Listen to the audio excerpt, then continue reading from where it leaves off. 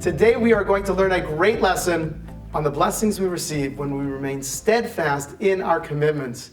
The story starts off with Yitzchok, our forefather. Because of famine, he was forced to move to the side of the land of Israel and live amongst the Philistines. These were not such nice people, and God blessed Yitzchok tremendously. He became very great and owned a lot of property, a lot of flocks, and the people who lived there envied him. Well, Yitzchok had to find water in order to support his flocks. So first he went to the wells that his forefather Avraham dug, and the people plugged up those wells. Then he went to another group of wells, and people plugged up those wells. Then Yitzchok found water, and people disputed that water and said they owned that water. And finally, Yitzchok found some water, and people left him alone. At that point, at last, Yitzchok has a little bit of peace, and God appeared to Yitzchok in the middle of the night and said to him, "I am the God of your forefather Avram. Fear not, I am with you. I will bless you and increase your offspring because of Avram, my servant." So beautiful. That's the story. The question is, why do we really need to know that story? So I will share with you, there is great insight by looking at the sequence of events over here. See, the first point is that Yitzchok was blessed. Why? Because of his dedication to give charity. He would know exactly how much money he had. He would anticipate how much money he was going to make. And the Talmud says that he even pre-tithed. In other words, not only did he give 10% of his income to charity, but he looked around and he saw that other people needed it, so he gave his 10% even before he made it. God's response to that was, if you're going to have so much faith in me that I will provide for you in the future, then I will provide for you an extra measure. And he made Yitzchok very, very great.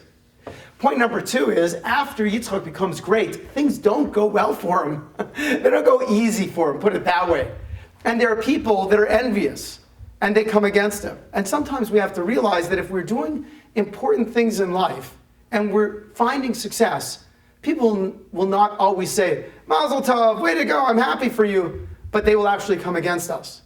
And it's very, very important at that point not to quit, which leads us to point number three. See, Yitzchok could have just packed up his stuff and gone home. He could have just said, enough is enough. I got enough camels. I got enough servants. Let me get out of here. But Yitzchok doesn't do that. He doesn't quit. That's what's important for us. He shows his tenaciousness, his strength in doing what he needs to do. And that, by the way, is why Yitzchok is known by the character trait of gevura, strength. Because things got difficult for him, but he understood the value of what he was doing, and he did not give up. Because he did not give up, God made him very successful. What was so important about what he was doing? Making money, is that so important? Well, in this case, actually, yes, it was important.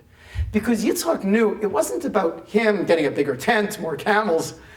It was about he represented God's people. He was Abraham's son. He was the one who had this special blessing from the Almighty.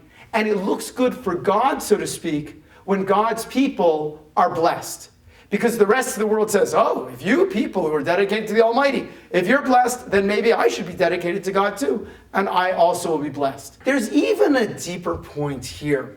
See, the symbol of prosperity is a well of water. Now, we know that in practical terms, in the ancient world, a well of water was very important and represented prosperity. But in the Torah, water also represents life, divine wisdom, and Torah.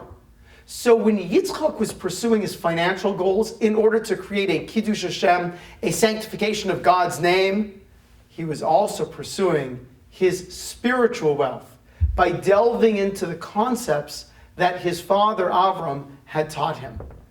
Because of his dedication, he receives prophecy, and God promises him that he will give him divine protection and blessing.